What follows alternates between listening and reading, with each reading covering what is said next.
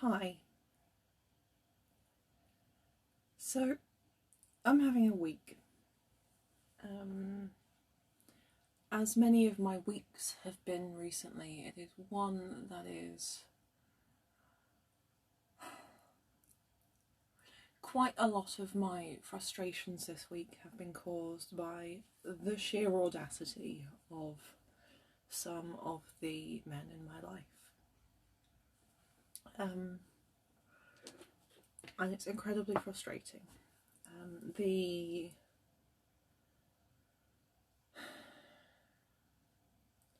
There is a type of man I know, and if you are a man and you feel called out like this, I'm probably talking about you. If you're a man and you feel I'm being unfair, but I'm fairly sure that you've never done any of these things, then I'm not talking about you.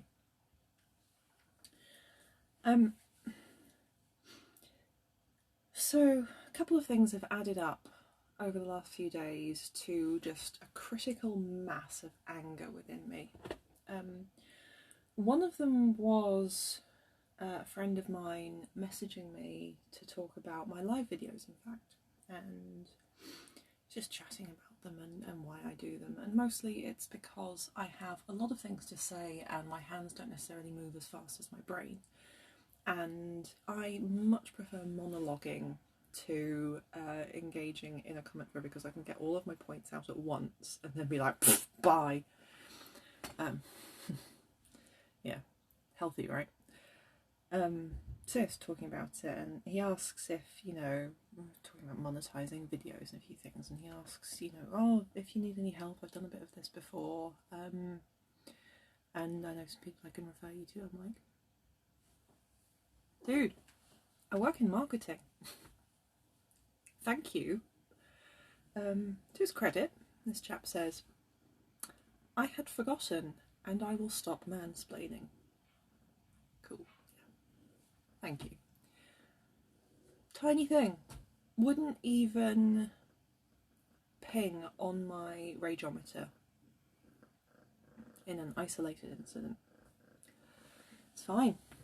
Then, as I posted, I think it was yesterday, my housemate, who happens to be my ex-partner, who I've just given a considerable chunk of money to so he can get the fuck out of my house and let me live my life, suggested that I might want to buy him out of his share of the furniture that we bought when we moved into this house. I don't give a single fuck about this furniture. It's IKEA chipboard stuff, it's fine, it's perfectly serviceable, I am not attached to it. I wouldn't care if he emptied the whole damn house, I just want him out. He doesn't particularly want to take any of it with him, so he says, oh, maybe you can buy me out of some of it, and I'm like, Yeah, I think the depreciation value on a 6-year-old IKEA sofa with cat damage and need of replacement cushions is probably quite steep. He goes, oh yeah, and well, I wasn't expecting ticket price for it. I'm like, damn right you weren't. Thank you, cat. And so he says, well, anyway, I can't make a decision yet because I don't know how much money I'm going to have to furnish my own place when we get to that point. Fair enough. We'll come back to this another time, shall we? Because, yeah, that's a good idea. And the conversation ends, and I'm seething. Absolutely seething. I managed to keep my tone level. I managed not to say anything I couldn't take back, but yeah, I was seething. Then, yesterday, a friend of mine pops a link in a group chat on Facebook, and it is about Kim Kardashian. This group chat is not normally talking about Kim Kardashian. And the two people I'm in this chat with are two of the wokest and most sensitive intersectional people I've met. And one of them posts this article on the BBC News about Kim Kardashian's decision to pay for her close family to isolate for 2 weeks, go through all the health screenings and fly them off on holiday so she could celebrate her 40th birthday with them and be able to hug her family. people have widely criticised Kim Kardashian for this, and it bothers me. And my friend who posted this link indicated that they were also not approving of what she'd done. So she did this, she posted on Instagram that she was really grateful for the fact that she has the means and opportunity to do this, and she was able to take her family, who she loves very much, and that much is very, very clear. Whatever you think about Kim Kardashian, it is very, very clear that she loves her family.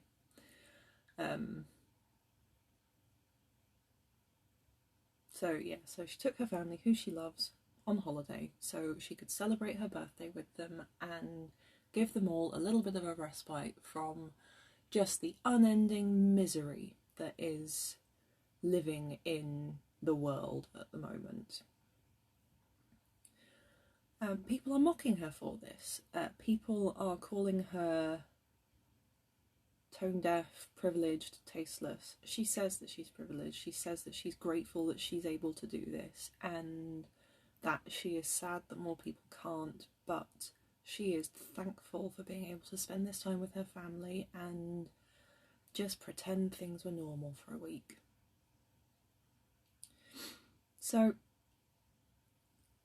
a 40-year-old mother of four pays for family to go on holiday. Shouldn't be a news story in and of itself. Maybe in coronavirus times, maybe not, but there are people I know who are friends with on Facebook who have gone on holiday during coronavirus, and they've done the quarantining and they've done the health screening and they've gone on holiday. None of them made the news.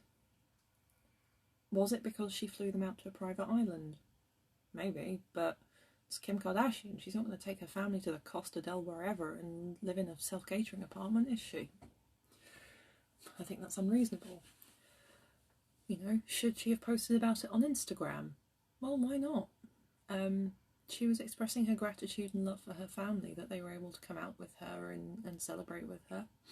She posted it to her audience on Instagram, people who presumably have bought into her brand and care about what she's up to. She hasn't hurt anyone. And yet, the tone that the media and various social media commenters take against her, there are a lot of elements to the criticisms of this woman in the media, and they're not in any way unique to her, particularly.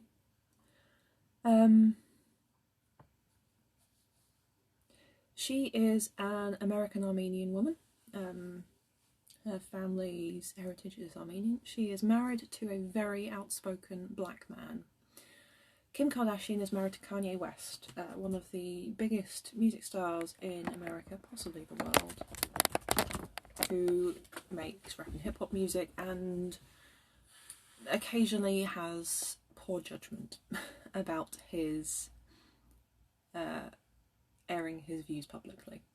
But nobody's perfect, right? She has 4 mixed-race children and a family, all in various different professions. They all work very hard.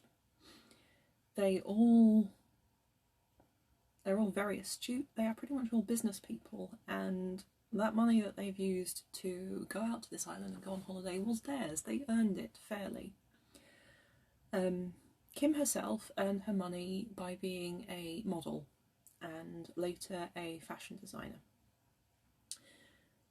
These are very female things to do. Lindsay Ellis, who is a YouTuber that I follow, has a video called Dear Stephanie Meyer, and it's about criticisms of Twilight, and she has some very good points in that video, which is that society hates teenage girls, and society hates teenage girls' interests. They hate their music, they hate the things they like, they hate each other. It is very difficult to be a teenage girl because everything you like is being derided constantly by everyone around you. So Kim Kardashian makes her money by doing female things. Gender is a construct, nothing exists, you know, whatever. But this is how we view it in this society that we live in. We live in a society, yes. her kind of work is not valued by men and quite a lot of women, and it's misogyny that informs a lot of that. It comes in lots of different flavours and is expressed in lots of different ways, but it is misogyny that devalues feminine interests and feminine work, and a lot of people find it very offensive that Kim Kardashian has made all of this money by doing these female things. It is seen as vapid, vain, self-interested, and a waste of time. She obviously doesn't think so, and the people that follow her brand and engage with her content obviously don't either. She has fans. She brings art into the world. She sometimes says stupid things and does stupid things because she is a person. People are allowed to make mistakes. Just because you are a woman or indeed a man in the public eye, or any other gender you care to describe as or identify as, you are allowed to make mistakes. Kim Kardashian has made some mistakes. Kanye West has made some mistakes. In both of their cases, they have pretty much owned them and said, yep, kind of fucked up there. Sorry, here's what I'm doing about it. In a culture that demands that our public figures, especially women and people of colour, need to be irreproachable, is that the word I want? They need to be perfect. They need to be the virtuous minorities, setting an example. They are not allowed to fuck up by society and our media because everything they do is scrutinised, and it's partially because they are some of the only representatives of this in popular culture. They are very much minority in popular culture. I expect, now I don't know because I don't really pay that much attention to celebrity news, but I expect several other wealthy celebrity people have gone to their private islands, to their country mansions. They have used their money, wealth, resources and connections to go and have something resembling a normal weekend or a normal week or a normal holiday. I expect a lot of people have done this, but because Kim took her family on holiday and posted about it on her Instagram, she is being roasted by a lot of the Western media. Now, I feel like this is probably a point to say I don't have any particular vested interest in Kim Kardashian. She's a fashion designer. It's not really my cup of tea. I haven't watched much of her TV show. Like, I've caught some bits of it in passing, and I don't really engage with her content, but I am aware of her because she's a pop culture phenomenon and she intersects in ways with some of the things I'm interested in. Like, I'm quite a big fan of her husband's music, and I will defend Kanye West to the death. But the reason that this particular issue has come to my attention is because men, or male-presenting people, have talked to me about it, or talked about it in my periphery in a way that is scornful. And these are people who don't necessarily track celebrity news either. These are people who the comings and goings of Kim Kardashian would have absolutely no meaning to their lives. They would not seek out this news. They wouldn't click the entertainment section of the BBC website usually. But somehow this is interesting to them. Why is it interesting?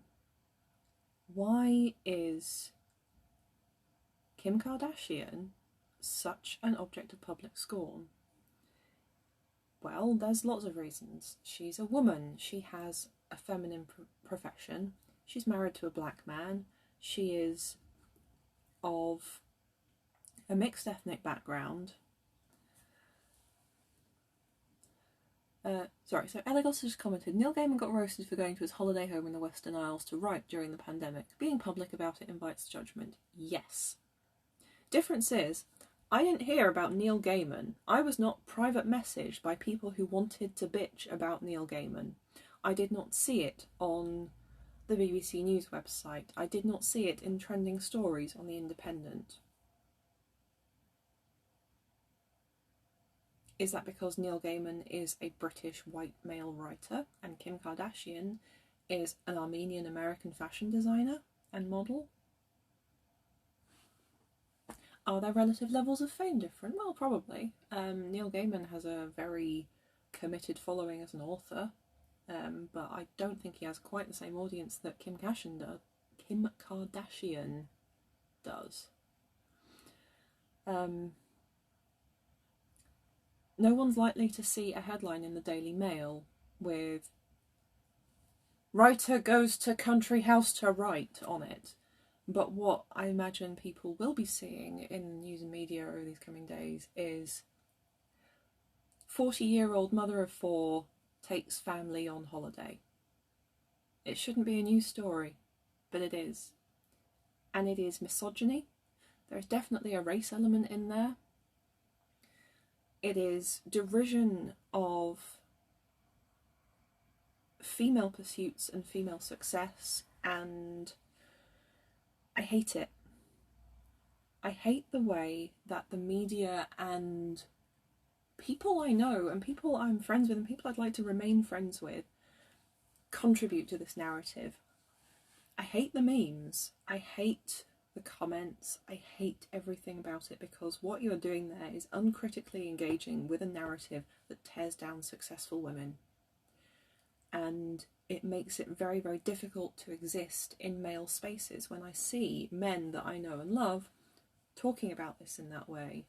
It's a joke, it's a roast, because it comes in the wider context of a huge amount of the media that we as a society consume, and the things that I engage with, also continually deriding women, feminine interests, feminine pursuits, feminine success. And it makes it, as I said, it makes it difficult to engage in male spaces. I am a female nerd. I'm not quite an endangered species, but in a lot of my hobbies, women and female presenting people are in a slight minority. Some places more than others. And a lot of the social power, if not direct, a lot of the social power and control, and a lot of the sort of background financial power and control of these hobbies that I engage with is all held by men. Some places are getting better at this, but so a lot of people who are watching this will probably be playing Empire with me at some point in the next millennium. Empire has a fantastic intersectional writing team. We've got disabled people, people of colour, people from all types of backgrounds and levels of education contributing to the plot, the writing, the running of the game. But the game itself is controlled by a dude, or a few dudes. I think there are now some women in the upper management of that game, but this game was conceived by and sort of brought into the world, such as it was, by men. Men hold the mechanical power. Within the game, there are men who hold the social power. They may not hold titles or importance, but they are these established male LARPers who generally all know each other from previous systems. And there is an amount of, if it was being run by Tony Blair, it would be called cronyism.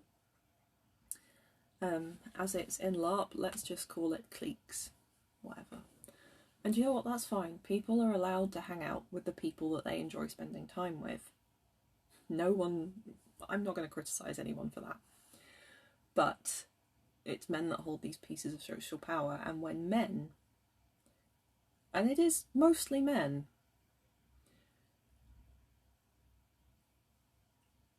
are constantly tearing down women and the things they like and the things they enjoy, it is so difficult to exist in those male-dominated spaces. I joked, it wasn't really a joke, but I mentioned on a status in which I was arguing about the whole Kim Kardashian thing. And the words I said is, to you it's posting a meme that made you chuckle. To me, it is another cut in the scar tissue that I have formed from other people cutting me constantly my whole life, which I have now had to repurpose as armour so I can exist in the world without going spare. And this is what happens when people uncritically engage in these kinds of narratives and these kinds of joke trains, roasts, memes. Okay, Ginny, point about meritocracy.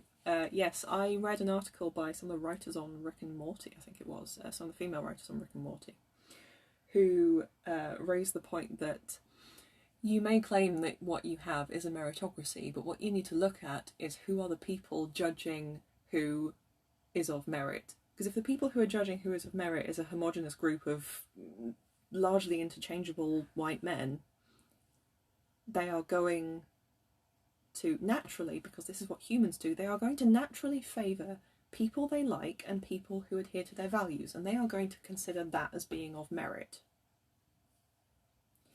So how do women get ahead in this situation? Well, we can take on masculine traits, we can take on masculine roles, we can play that I'm not like other girls routine.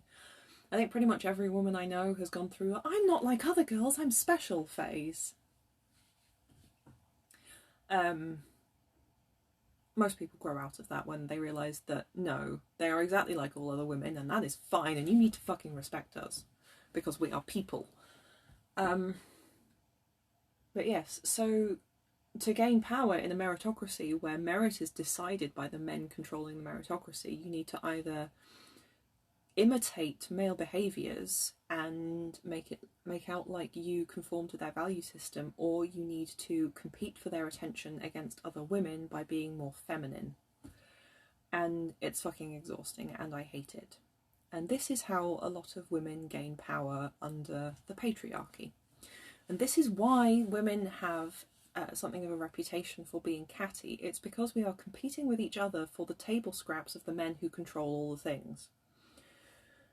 I'm vastly oversimplifying that, but that is what it is. And so this is the world we live in. And so men, largely men, because men control the news outlets that have broken this story, men have decided that Kim Kardashian taking her family on holiday is newsworthy because she already does not conform to their value system. She is wildly successful in a feminine pursuit that they don't value. They do not value the work she puts in. They do not value just how difficult it is to be successful in that kind of interest, in that kind of industry. And everyone else laps it up. Everyone else laps up the narrative that this woman is vain and vapid and materialistic and she's a terrible person for taking her family on holiday. No, she's not. She went through all the medical procedures, she didn't break any laws, and god damn it, she is allowed to use her hard-earned cash to spend some time with her family in a way that is safe.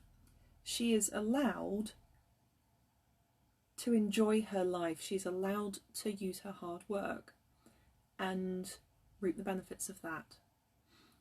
She does not owe anybody her humility. None of us owe anybody our humility. We can choose to give it to you. We can choose not to share a piece of information because we think that that'll be rubbing it in your face. Some people have said Kim Kardashian posting on Instagram that she went on holiday for her birthday is rubbing it in people's faces. It's not.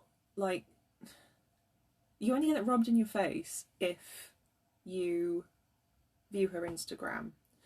The secondary effect of news outlets picking it up because the world disapproves of women like Kim Kardashian is also not her fault. The fact that you've been exposed to this even when you weren't a willing participant in Kim's audience is not her fault, and she does not deserve your scorn for it.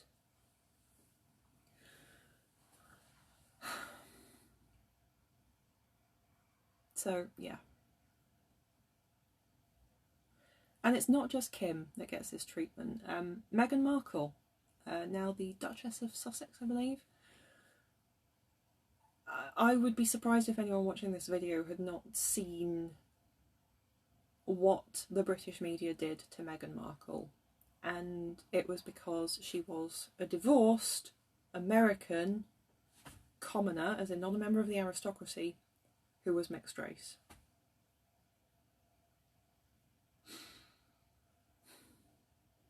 Kate, William's wife, did not get the same treatment. And it was transparently that, and people still ate it up. And people on my Facebook, people who I am friends with and would like to remain friends with, were critical of Meghan Markle, even though they've shown absolutely no interest in the monarchy beforehand. Why is that, huh? Why do you think your opinion in this matters? When she and Harry released that statement saying, no, we quit, fuck this, I was like, good on you. But also, I hate that they had to do that. There are so many other public figures. My brain has just turned to cheese, and my short-term memory is apparently playing up today. But you can name any successful woman, pretty much. I can't think of a single one off the top of my head who hasn't come in for this kind of criticism. Theresa May, right? I fucking hate Theresa May. Her politics are disgusting. Her time in the Home Office created some of the most awful policies to do with immigration that we've had in this country for a while. What she didn't deserve was the level of misogynistic abuse that she got. There is plenty to criticise Theresa May about without commenting on how she dresses or what shoes she's wearing.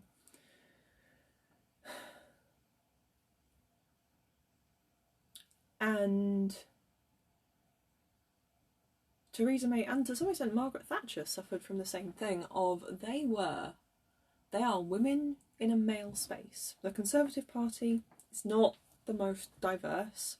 They are women in a male space. How do they get to the top of their respective fields? By being worse than the men, by being more determined, more dedicated, by putting in so much more work at being horrendously, like, imagine if they could have put that energy into something else, right? But no, this is the world we live in.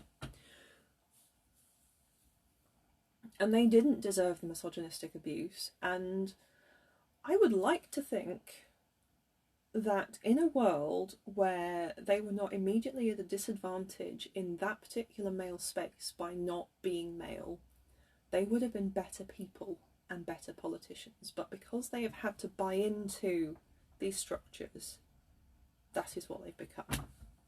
I'd like to think that in an alternate reality, maybe that's what happened. But no, this is the world that we live in, and I am getting really quite tired of the... Now this is a word that's been mocked. Microaggressions. That word has been widely mocked. I don't actually know where it originally came from, but it started getting used by people of colour to describe little things that happen throughout the day that just remind them that they're black. And that is somehow a disadvantage to them, essentially. I'm bodging this explanation as I go, because I've never actually seen it defined, written down, but this is what I've come to understand it to mean. This was mocked because, oh, microaggression isn't a real aggression. Yes, it is. There is a song that I absolutely love. It's called Fire Drills by an artist called Dessa. And it's one of my many pieces of angry feminist songs. And there's this sort of section of lines in it. It says, funny, you don't know the concessions that you're making until you catalogue them, and by then they are many and you're battle hardened. That is microaggressions. That is people trying to exist in a world where they are constantly reminded that they are lesser. Erin has popped a definition of the term microaggressions in the chat. Thank you very much.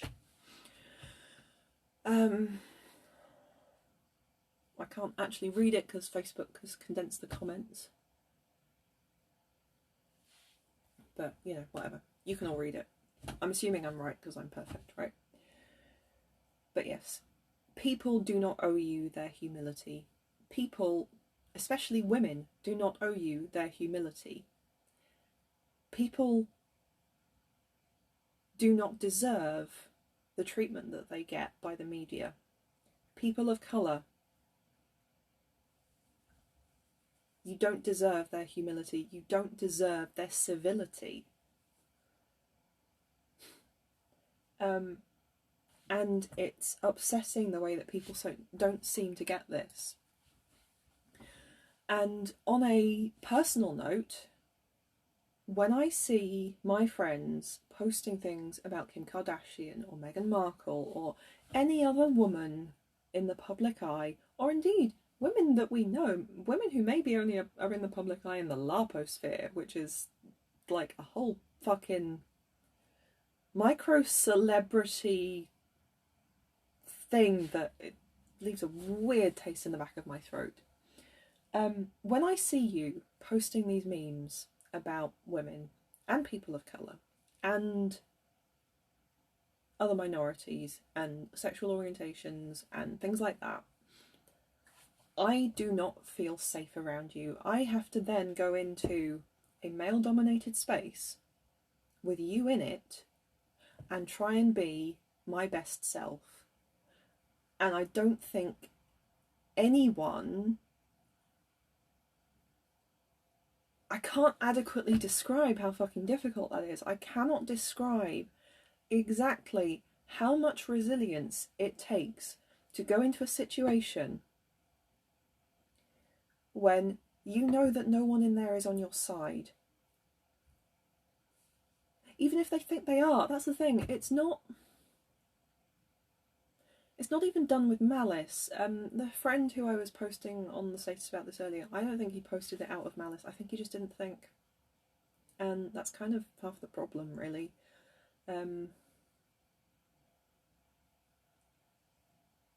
Yeah, it makes me feel unsafe. It makes me armour up. It makes me want to curl up in a corner and not exist. I don't do that because I am stubborn, angry and outspoken, and I can afford to be this because I come at my life from a position of privilege of I'm a white British woman. I am relatively wealthy. Like, I'm not rolling in money or anything, but I own my own house now. Hey! And I live fairly comfortably. And I have a job that doesn't particularly stress me out. And, you know, I am pretty privileged in terms of women and millennials, frankly. So I can come at this with a little bit more emotional energy than people similar in sort of age and view to me, but maybe they're disabled. Maybe they don't have the mental energy to armour up and step into that world when they need to. And I bloody couldn't. If I was any less privileged than I am at the moment, I would not be able to step out and put my neck out there and say, actually fucking no. Can you not? But I can, which makes the fact that people who are less privileged than me, relatively speaking, still manage to stand up or, you know, drag themselves forward, whatever metaphor, this has gotten messy, I don't know where I'm going with it. People with less privilege than me still are able to get in front of people and call them out on things, and fucking mad respect for that, because the moment the slightest thing goes wrong in my life, I become a fucking mess and I can't engage with any of this shit. So mad respect to those people. But then, much like when I start talking about these things, people are like, oh, can you tell me more about it? I want to learn. I want to get more involved. How can I be a better ally? Read a fucking book! Stop demanding emotional labour from people who have already had to harden themselves so much to even speak in the first place. They don't have time to coach you through how to be a compassionate human being Read a book, go to therapy. Stop hating women. Stop hating non-binary genders. Stop hating gay people. Just... even if you don't think you are a misogynist or a homophobe or a racist, if you have done something and someone has said, can you think about this in a wider context? Say, yes, okay, I'm going to do that. Don't come back to us and ask for more emotional labour to handhold you through this. I am not your mother. People of colour are not your life coach. Gay people are not your best friends who will stick with you through everything. Maybe they are, but they've probably got better things to do than hold your hand through all this and try and teach you how to not be shit. I'm now ranting and I'm losing my train of thought slightly, but I am quite upset by this because I think this week everything has just come to a head. For the last several months, one of the most repeated phrases in a group chat I have with a couple of my lady friends is, why are men? Because frankly, most of the problems that I am coming up against in my day-to-day life at the moment are caused by men. And they're not even caused by men on purpose. They are caused by men who don't think, who are selfish, and who just don't care. Because they've never had to care, they've never been taught to care. And when I stop and tell them they should care, they look slightly offended, like I'm telling them they're a bad person. No, you're not a bad person if you don't realise this. You're a bad person if after being told this, you then continue doing it. I am going to stop shouting at my phone now because I think I have somewhat worn myself out. There's plenty of other things I could be ranting about, but I think that'll do for today. Yeah.